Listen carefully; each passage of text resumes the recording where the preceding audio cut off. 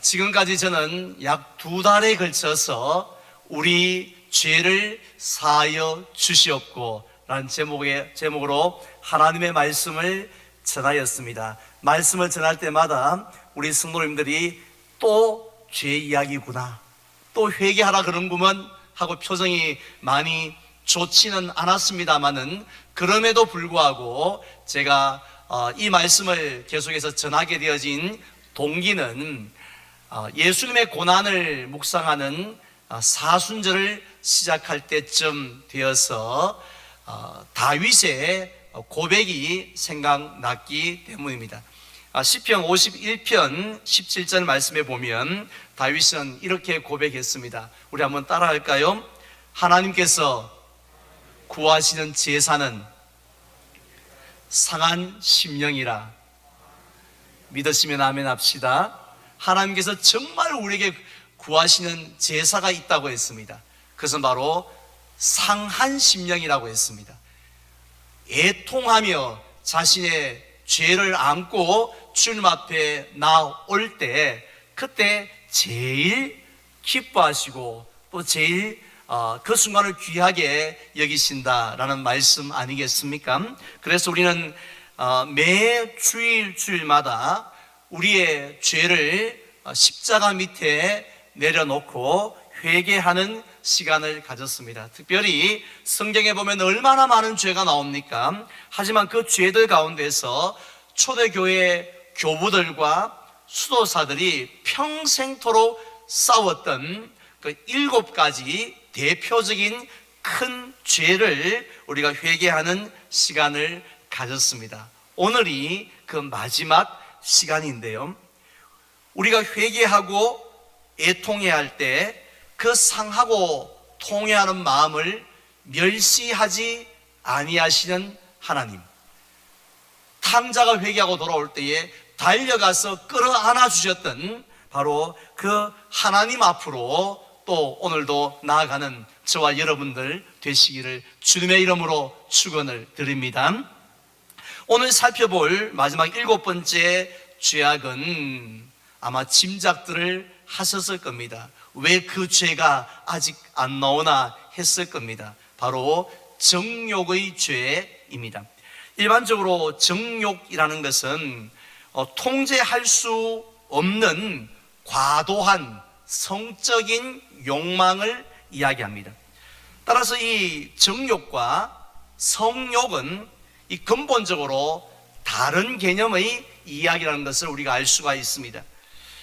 우리가 이 밤에 TV 광고에 치킨 광고를 하든지 라면 광고를 하면 먹고 싶다 이런 마음이 들지 않습니까? 그게 식욕이거든요. 근데 식욕이 죄인가요?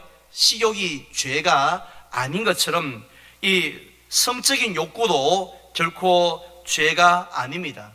도리어 식욕이 하나님께서 우리에게 주신 선물이라면 당연히 성욕도 하나님이 주신 선물인 줄 믿습니다.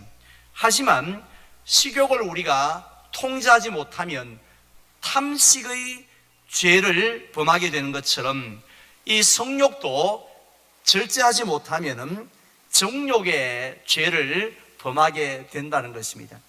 지금까지 제가 6가지의 큰 죄를 소개할 때마다 고개를 갸우뚱하는 성도님들이 적지 않았습니다. 왜냐하면요, 평소에 우상 숭배나 또 살인죄와 같은 죄는요 정말 심각하게 생각을 했습니다만은 교만의 죄, 시기의 죄, 분노, 탐식, 나태, 탐심, 이런 것에 대해서는 그렇게 심각하게 죽을 죄인이라고 생각하지 않았기 때문입니다. 심지어 어떤 분들은요, 아예 그러한 것들을 그게 죄인가?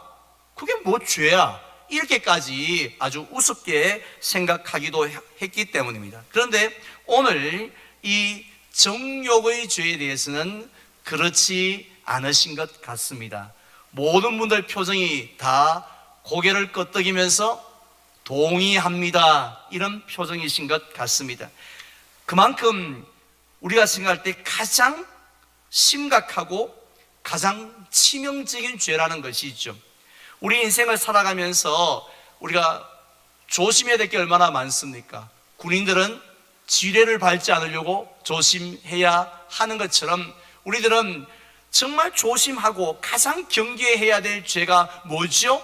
이렇게 물어본다라면 다들 이구동성으로 정욕의 죄라고 말할 것입니다.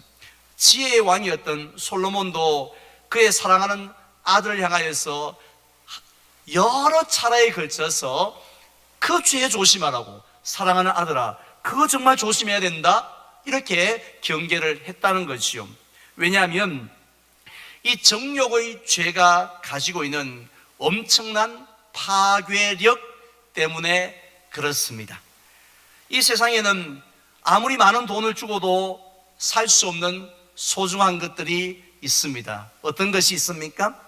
한 번뿐인 우리의 인생이라는 기회도 이마트에서 살 수가 없습니다.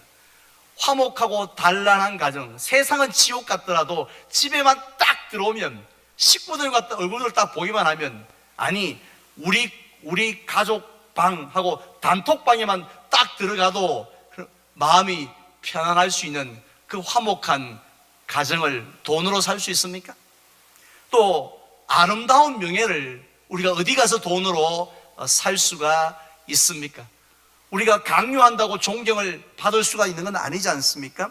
그런데 이렇게 인생의 소중한 것들이 정욕의 죄 한 건 때문에 한순간에 모래성처럼 무너지는 모습을 우리가 얼마나 자주 보아왔습니까?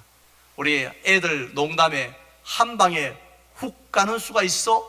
하는데 정말 애들 말처럼 한 방에 훅 가버리는 그런 인물들 많이 보았지 않습니까? 그들 중에는 유력한 대권 주자도 있었습니다. 큰 광역시 시장도 있었고 정치인도 있었고 인기 연예인도 있었습니다. 그리고 안타깝게도 아주 유명한 그런 전국적으로 이름이 난 목회자들도 있었습니다. 다 한 방에 한 번의 죄로 그냥 사라져버린 사람들입니다. 실제로 성경에도 보면 이 정욕의 죄가 얼마나 무서운지 잘 말씀하고 있죠. 소돔과 고모라가 불과 유황으로 멸망당한 그 이유가 뭡니까? 가장 대표적인 죄가 정욕의 죄였습니다. 그리고 민수기 25장에서 이스라엘 백성들이 무려 2만 4천 명이나 연병으로 하나님의 저주를 받게 되어진 것도 역시 정욕의 죄를 이기지 못하였기 때문입니다.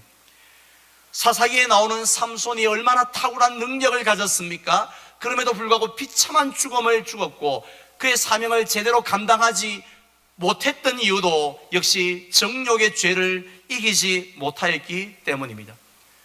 오늘 본문에 나오는 다윗도 예외가 아닙니다. 우리는 다윗의 모습을 보면서 와, 정말 정욕의 죄가 얼마나 치명적인 고통을 안겨주는지 오늘 우리 말씀을 통해서 우리는 발견할 수가 있습니다. 오늘 저는 세 가지의 고통을 말씀드리려고 하는데요. 첫 번째는 정욕의 죄는 자기 자신에게 엄청난 고통을 안겨준다는 거예요. 언제나 사탄은 우리에게 보여줄 것만 보여주고 보여주기 싫은 건 안 보여줍니다. 뭘 먼저 보여줍니까? 우리가 죄를 지었을 때에 맛보게 되어질 그 짜릿한 쾌감과 쾌락은 선명하게 보여줍니다. 밑줄까지 꺼가면서 보여줍니다. 하지만 그 쾌락 뒤에 감추어져 있는 고통, 그 고통의 깊이가 얼마나 깊은지, 얼마나 이 기간이 오래 가는지에 대하여서는 그냥 한마디도 언급하지를 않습니다. 만약에 아담이 자기가 지은 죄 때문에 자신과 더불어서 전 인류가 원죄로 인하여 고통당하게 되어질 그것을 미리 알았다라면 선악과 나무 근처도 가지 않았을 것입니다. 하지만 쾌락만 보여주었기 때문에 선악과를 따먹은 것 아니겠습니까? 죄의 정욕도 마찬가지입니다. 그래서 잠언서 5장 3절에 보면은 대저 음녀의 입술은 꿀을 떨어뜨리며 그 입은 기름보다 미끄럽다라고 했습니다. 하지만 그 뒤에 무엇이 도사리고 있다고요? 쑥과 같이 쓴 것이 딱 도사리고 있다는 것이죠. 그리고 두 날을 가진 칼같이 날카로운 것이 우리의 심장을 찌르려고 그 뒤에, 음녀 뒤에 버티고서 있다라는 것입니다. 근데 그것을 사탄은 보여주지 않고 우리의 눈을 가리기 때문에 사람들은 마치 그 비유하기를 새가 죽을 줄도 모르고 빨리 그물로 빨려 들어가듯이, 달려 들어가듯이 그렇게 정욕의 죄를 향하여서 미친 듯이 빠져들게 된다고 했습니다. 오늘 본문에 나오는 다윗의 행동도 한번 보시기 바랍니다. 정말 그물 속으로 빨려드는 새 한 마리의 불쌍한 새 같지 않습니까? 그럼 조금도 주저하지 않습니다. 얼마나 일사천리로 죄를 짓는지. 공부하라 할 때는 그렇게 안 하더니, 집안일을 하라 하면 그렇게 안 하던 사람들이 죄 짓는 일은 얼마나 신속정확, 짜장면 배달하듯이 신속정확 그렇게 일사천리로 하는지 모릅니다. 그는 어느 날 저녁에 왕궁 옥상을 그리다가 한 여인이 목욕하는 광경을 목격하게 되어집니다. 그러자 어떻게 합니까? 그 다음 날도 아니에요. 바로 즉석에서 사람을 보내가지고 저 여인이 누군지 알아보라 라고 합니다. 그리고 그러자 그 여인이 전쟁터에 나가서 한참 싸우고 있는 우리아의 아내입니다 라고 했을 때, 그래, 남편이 전쟁터에 가 있다고. 어이구, 야, 그렇구나. 이렇게 뭐 좀 생각을 좀 하고 2, 3일을 보내든지 해야 될 텐데, 즉석에서 전령을 보내 그 여인 데려와 하고 그 여인을 데려오게 합니다. 그리고는 또 즉시 동침을 하였습니다. 시간이 얼마 걸리지 않습니다. 그리고 그 죄를 또 숨기기 위해서 이 남편이 우리아를 죽일 때도, 이게 얼마나 엄청난 일입니까? 어떻게 충성스러운 신하를 죽일 수 있습니까? 그 일에 있어서 적어도 우리 같으면 한 3박 4일은 고민했을 것 같습니다. 죽일까, 살릴까, 놓아줄까, 우약고 고민했지 않겠습니까? 하지만 다윗은 이 우리아를 죽일 때도 잠시도 주저하지 않고 모든 일을 즉석에서 진행해 버리고 맙니다. 하지만 그 정욕의 죄를 범한 그 순간부터 다윗의 삶이 어떻게 되었습니까?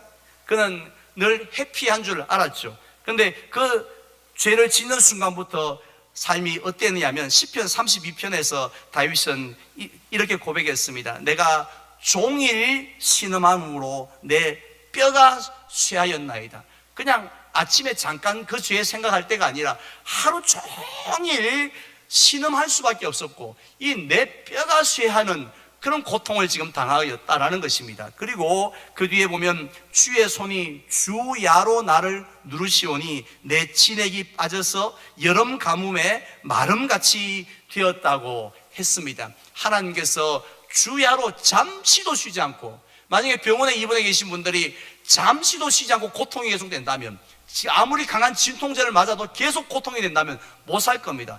나 좀 죽여달라고, 하나님 나를 빨리 좀 나의 생명을 거두어달라고 그렇게 하지 않겠습니까? 다윗이 그랬다는 거예요.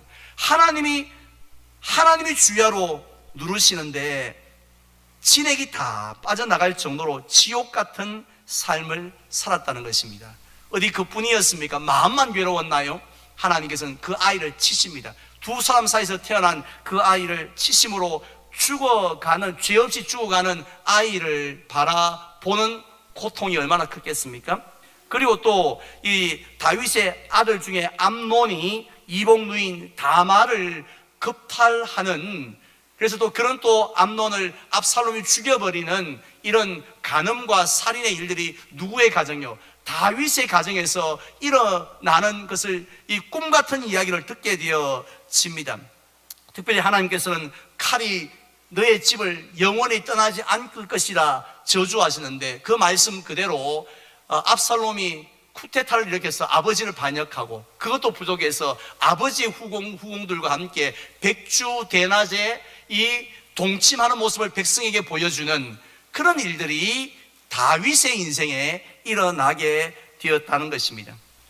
특별히 사탄은 얼마나 조롱했겠습니까? 다윗이 성전에 올라갈 때마다, 기도하려고 할 때마다, 찬양하려고 할 때마다 얼마나 조롱하였겠습니까? 얼마나 참소하였겠습니까? 따라서 다윗은 웃을초로 나를 정결하게 하여 주시옵소서. 하나님, 항복입니다. 하나님 제발 내 죄를 좀 용서하여 달라고, 정결케 하여 주시옵소서라고, 그렇게 회개하지 않을 수 없을 정도로 그가 고통 가운데 있었음을 성경은 우리에게 말씀하고 있습니다. 다음 두 번째로는 이 정욕의 죄는 이웃에게 고통을 줍니다. 하나님은 내 이웃을 내 몸과 같이 사랑하는 것이 얼마나 귀한 일인가 말씀하시는데, 레위기서 18장에 보면 이 성적인 죄악들을 열거하면서 그 죄를 가리켜 뭐라고 하시냐면 하나님께서 가증히 여기시는 죄악들이라고. 따라서 그 죄를 짓는 사람들은 곤장 열대가 아니라 반드시 죽이라고. 이스라엘 공동체 가운데 이런 성적인 죄를 짓는 인간들은 반드시 죽여버리라고, 이렇게 말씀을 하셨습니다. 사랑의 하나님, 자비하신 하나님께서 이렇게 불꽃 같은 눈으로 얼굴을 시퍼렇게 하셔서 이렇게 죽이라고 말씀하신 이유가 뭘까요?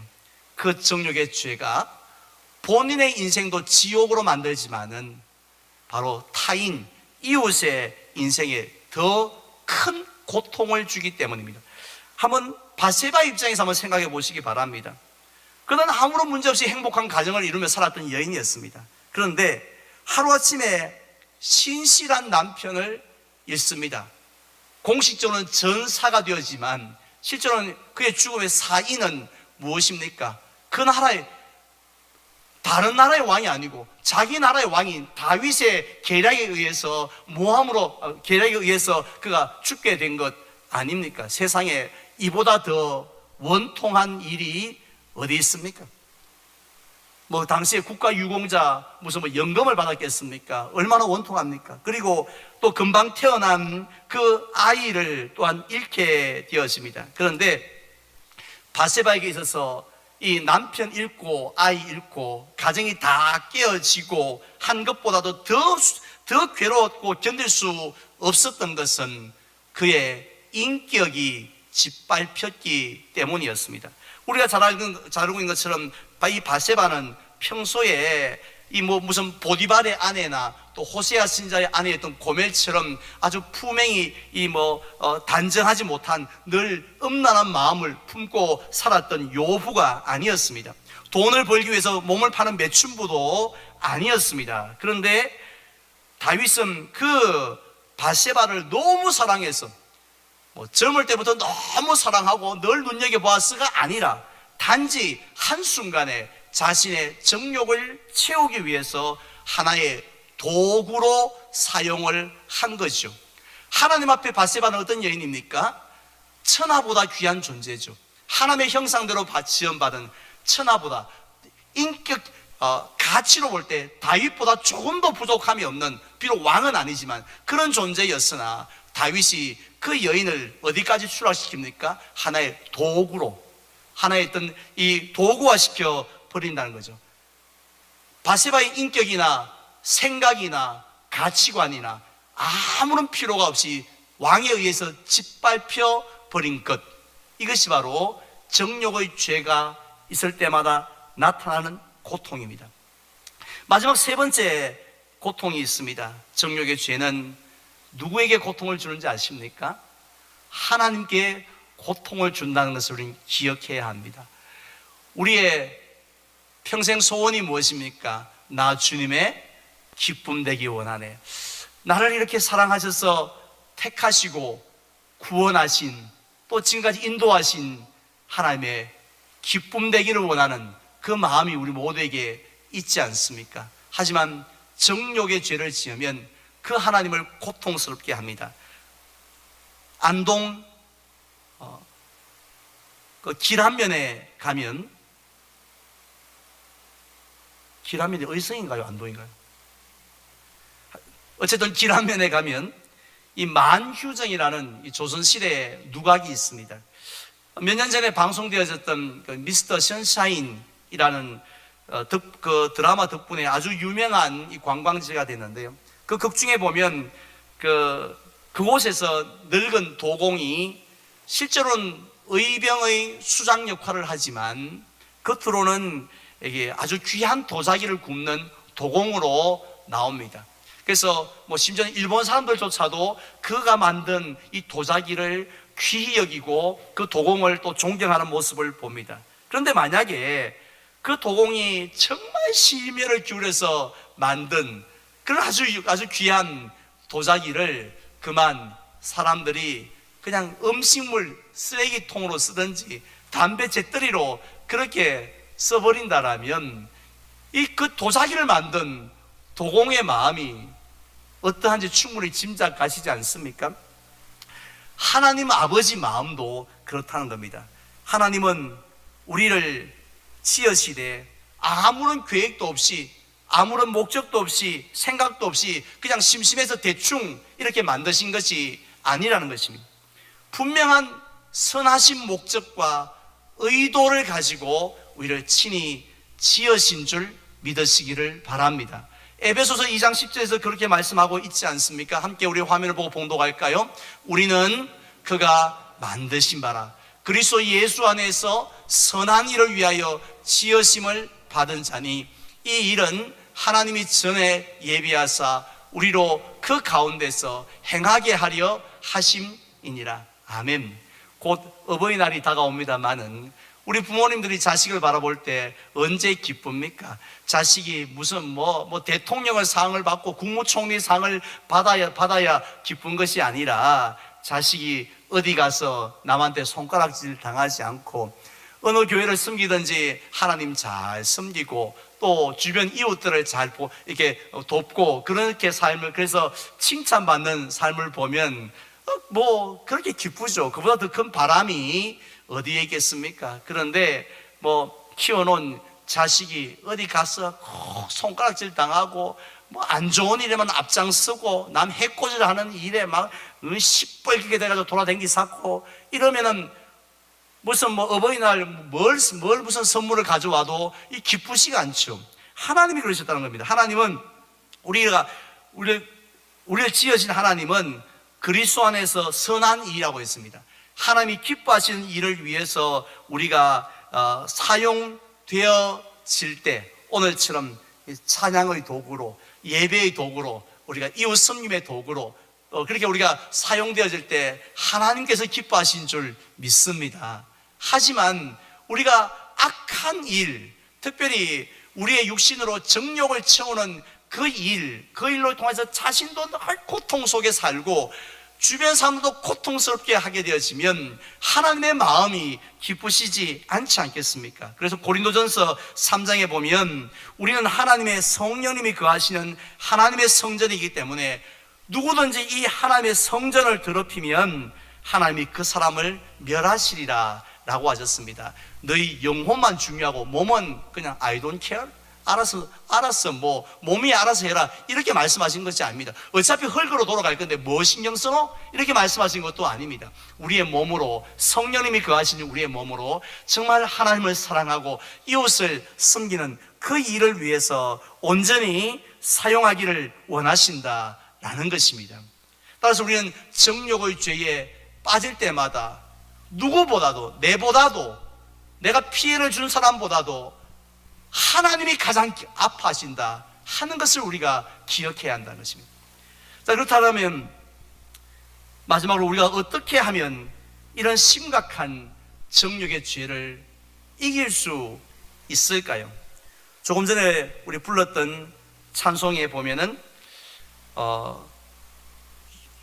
육체의 정욕을 이길 힘은 보혈의 능력, 주의 보혈이라고 했습니다. 우리가 결국 주님을 바라볼 때만이 이길 수 있는 거죠. 빈들의 마른 풀같이라는 찬송에도 보면 정욕과 죄악에 물든 마음이라 했습니다. 우리 정욕과 죄악이 살짝 묻어 있는 게 아니라 아주 물들어 있다라고 했습니다. 그만큼 이 정욕과 죄악이라는 것이 우리 속에 뿌리 깊게 내려 있다는 것이죠. 그런데 정욕과 죄악에 물든 마음을 성령의 불길로 태우사 정결케 하소서, 태우소서, 깨끗게 하여 주시옵소서. 그러니까 우리 힘으로 안 된다는 거죠. 성령님께서 우리를 태워야만이, 깨끗게 해야만이 된다는 것이, 이게 물론 첫 번째 일이죠. 하지만 두 번째로 우리가 힘써야, 또 한 가지 힘써야 될 것이 있습니다. 그것은 구약의 요셉을 통해서 배우는 것입니다. 요셉은 그 유혹의 자리에서 자리를 도망치죠. 벗어나는 것입니다. 우리도 악한 환경에서, 음란한 환경에서 벗어나야 됩니다. 우리는 그만큼 약하기 때문에 음란한 말이 있는 곳에, 농담이 그냥 주고받는 곳에, 음란한 분위기가 있는 그런 곳에서 우리가 최대한 멀리 도망가는 것이 우리가 정욕의 죄를 이길 수 있는 정말 가장 효과적인 방법이라는 겁니다. 그리고는 또 무엇을 해야 할까요? 그 유혹의 자리에서 벗어나서 어디로 가야 되냐면 남편에게 가야 됩니다. 아내에게 가야 됩니다. 한번 보세요. 어떤 이 성적인 문제로 가정이 깨어지고 이혼하느니 마느니 하는 그 가정을 들여다보십시오. 평소에 문제가 있습니다. 아내와 남편의 관계가 같이 살아요. 같이 밥도 먹습니다. 외식도 자주 합니다. 하지만 친밀한 연합이 없습니다. 우리 남자가 부모를 떠나서 이 연합하여 한 몸이 될지라 라고 했는데 그런 친밀함이 없는 거죠. 마음의 거리가 존재하면 항상 거기에 사탄이 역사한다는 것입니다. 그래서 우리가 정욕의 죄악을 이기기를 원한다면 적극적으로 우리가 더 부부를 가까이 하고 부부를 귀히 여기는 그런 삶을 살아야 한다는 것입니다. 이제 저는 말씀을 맺으려고 합니다. 지금까지 우리는 7가지 대표적인 큰 죄를 살펴보았는데 모든 죄들이 다 나무의 뿌리와 같습니다.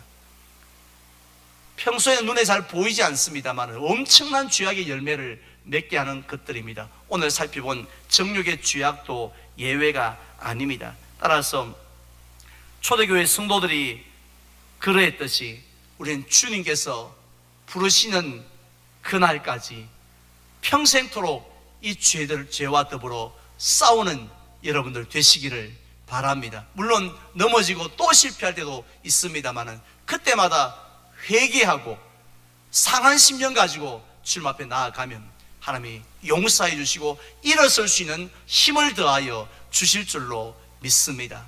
성도님들, 무엇이 거룩입니까? 주일날 놀러 가지 않고 이 자리에 나와서 예배를 드리는 것도 거룩이지만은 죄를 짓지 않는 게 사실은 제일 큰 거룩의 특징입니다. 세상 사람들은 우습게 여기는 죄, 아니 죄로 여기지도 않습니다. 하지만 우리들은 오늘 예배 빠지지 않아야지라고 힘쓰는 만큼, 내가 11조를 드려야지 하고 그렇게 마음을 막 애쓰는 만큼 우리 뭘 힘써야 되느냐 하면 죄 짓지 않게 하여 주시옵소서. 세상 사람들과 그래서 구별되어지게 하시고 그 점이 구별되게 하여 주시옵소서.